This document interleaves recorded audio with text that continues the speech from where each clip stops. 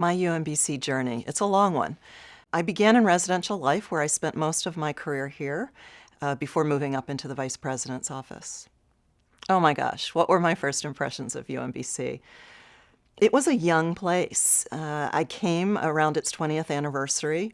As I arrived, there was lots to do and a lot of people that saw us in the shadows of other places.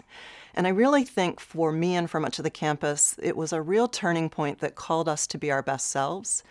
And I think within just a few years, and then under the continued leadership of Dr. Hrabowski, all of the concern about being in others' shadows disappeared to us thinking about who we already were, what our strengths already were, and how we built on them.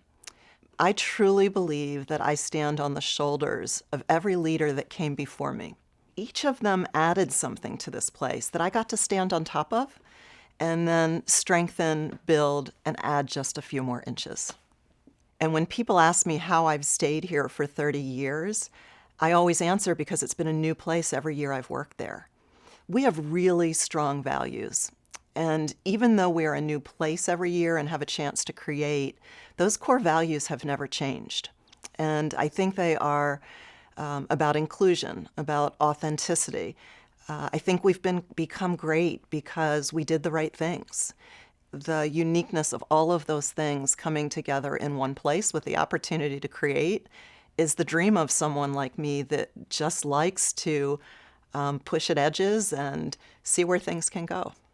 When our founders envisioned this place, a historically diverse place whose walls have never been closed to anyone of any background, it doesn't mean we haven't faltered. It doesn't mean that we haven't had our share of missteps, but we've learned from them and we've created something that is setting a model for the rest of the country. And that's what gets me up out of bed every day.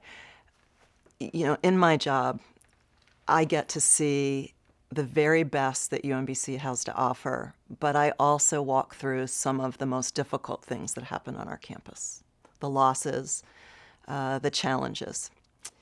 And what I've learned that I think is also reflective of the best of UMBC is that as often when we're going through our hardest times, that our community pulls together in ways that show the true spirit. I always tell my students, because I learned it here, to breathe deeply and to wait until tomorrow and watch all the good that rallies around you.